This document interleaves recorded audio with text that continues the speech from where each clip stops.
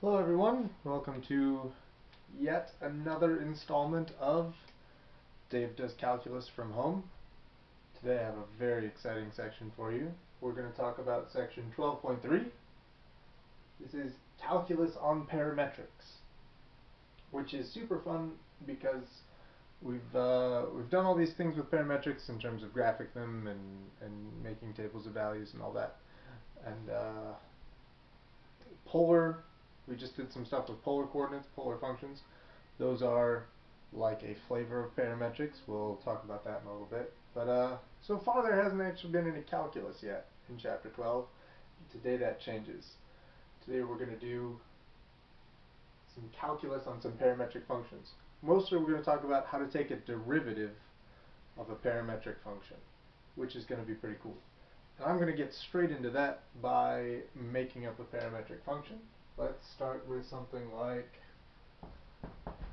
y equals, we'll go with e to the t minus t squared, and x can be something else like,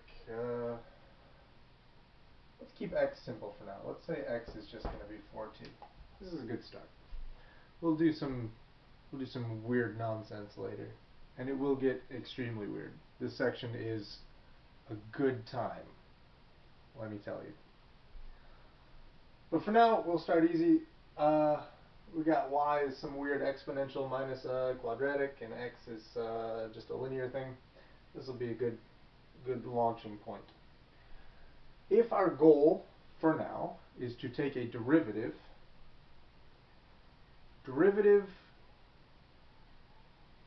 it's easy to think of derivative as I use the rules on the function, and I get a new function. And that's, a lot of times that's like what we do with them, and like that's sort of functionally what it turns into in a calculus course. But remember, before we learned all these rules, remember what derivative meant. Derivative was a rate of change, and the derivative was a slope. And that's the idea that we want to go back to when we try to apply derivatives to parametric equations. What we're really looking for here is the slope. So if we start hitting these functions with our derivative rules, we will get rates of change. We can pretty easily find how x changes with respect to t, and we can very easily find how y changes with respect to t. That's not going to be a problem for us. That's just us hitting it with the rules. But that's not going to give us a slope, because t is not on the axis. If we want this thing to be a slope, what we need is a change in y over a change in x. We literally need dy over dx. We want this ratio of these rates of change. And so the process for getting this is going to be, we're going to find dy separately as a different thing. We're going to find dx, and then we're going to make a fraction out of them. That's pretty much all we're doing at this stage. dy, I'm pretty sure is going to be, derivative of e to the t is just an e to the t. Derivative of this is the negative 2t. Here's an important part that I don't want you to forget. When you take a derivative of something that has t's in it, the chain rule says that you should multiply by the derivative of the inside. So we're going to attach a dt to the end of this. Okay, this is one of those things that the book is going to do very differently than I do. The book will tell you that this equals dy over dt. That seems unnecessary. We don't need to turn this into a fraction yet. We can leave the dt over here. That's all set. dx, similarly, should just be 4 dt. And now all I have to do to get the slope of this thing, the derivative of y with respect to x, is I need to divide these things by each other. So this will be, this will be an e to the t minus 2t dt divided by 4 dt. And here's where the really beautiful thing happens. I want my derivative here to have all the weird d nonsense over here. I don't want these dt's in the derivative. I want them to cancel, and they do, and they will every time. And this is my derivative. So at this stage, it's a pretty straightforward process of take the derivative of your two functions separately, make a fraction out of them, cancel the dt's. That should go pretty well, I think. Here's where things are going to start to get real weird.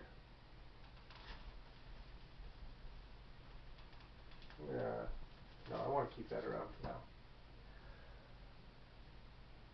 I want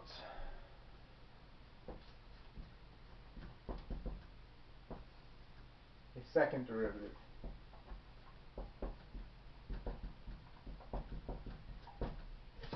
This first derivative I have, this will tell me increasing and decreasing. This will give me slopes at certain points. That's fine.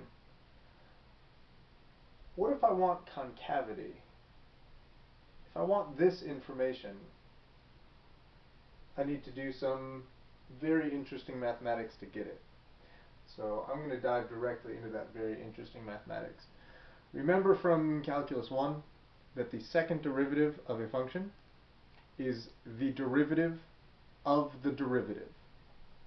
So I'm going to walk through what happens when I take a derivative of this thing, and I'm going to do it piece by piece, and there's going to be a lot of talk about notation throughout this process. But first I'm going to clean this up a little bit.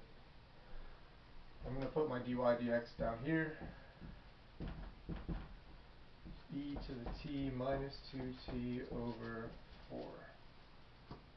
So this is what I'm going to start off with. Now I can have this entire half of the board to talk about second derivatives. Okay. So, let's slide that up. I'm going to start with my derivative. dy dx equals, I'm going to call this a 1/4.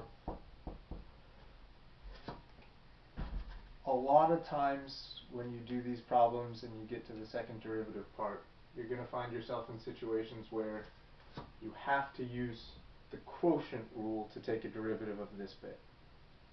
And we'll get to those. We'll do an example of that in a little bit.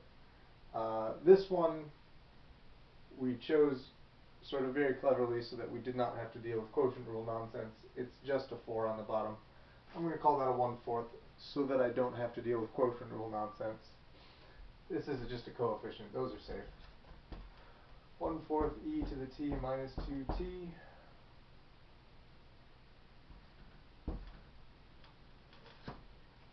This is my first derivative. And like I said, if I want a second derivative, I have to take a derivative of this thing. So here's what that's going to look like.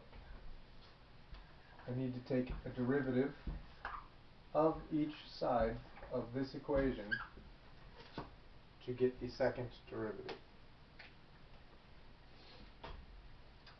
First thing I want to do is talk about what happens here.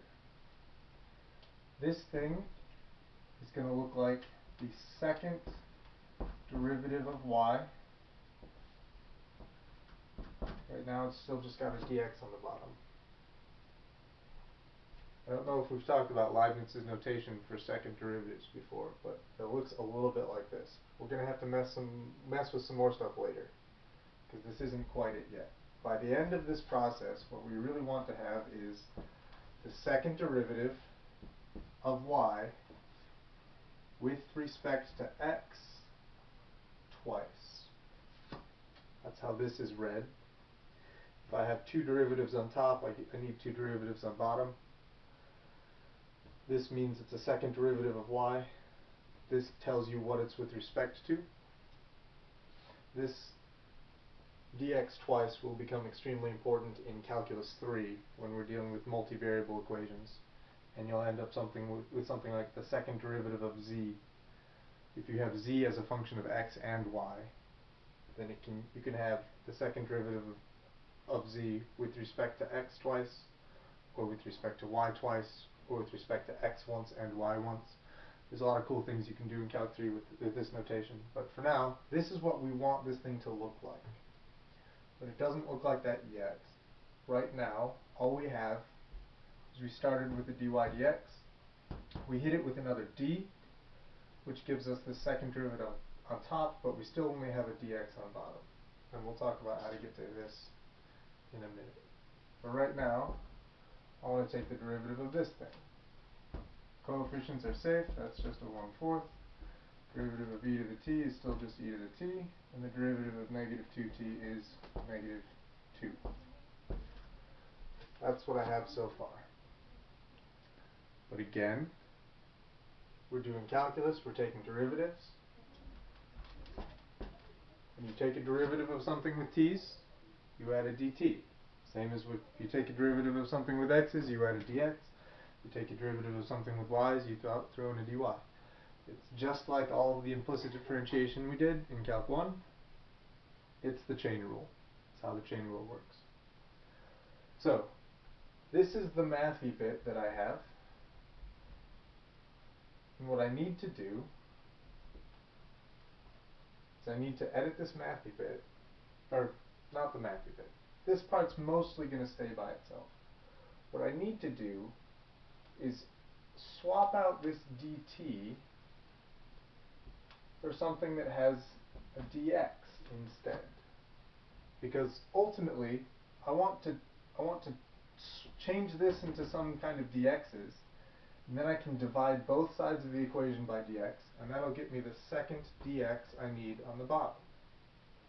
Right now it's a dt because there's t's here.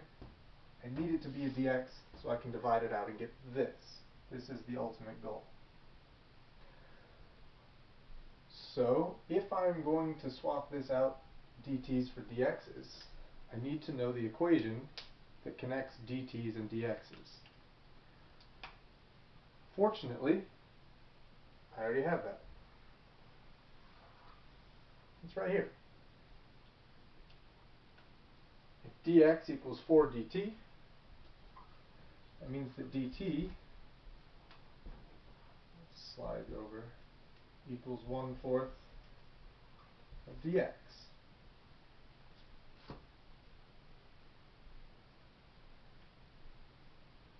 So, again, I need to swap my dt for a dx. The dt showed up because I took a derivative with these t's, but I don't want it there. I want to have a dx there so that I can divide it out and have both of my dx's on the bottom. A second derivative of y with respect to x and t doesn't make sense. It's got to be, they both got to be x's. So I got to swap this out for a dx. I already have the relationship to do that. Whatever this is, for whatever problem you have, it will always give you a relationship between dx and dt that you can use to substitute one for the other. So I'm going to do that.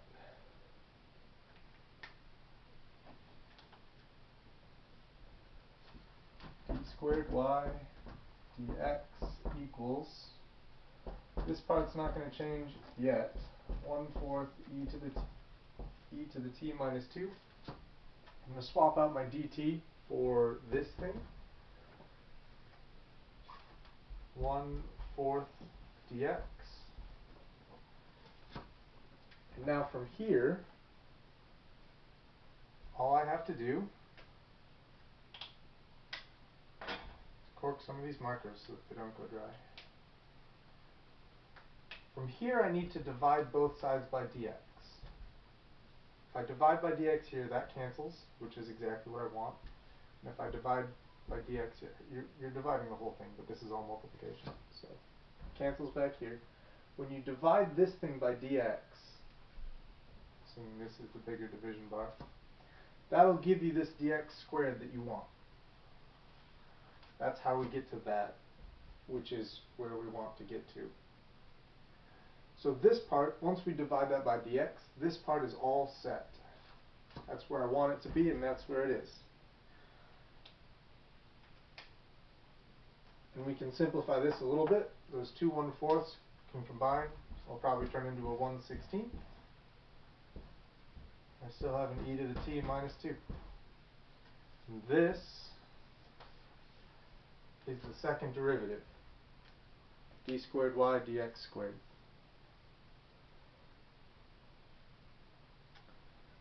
I'm going to cut this video here because it's about to cut itself anyway, and then we'll do another one.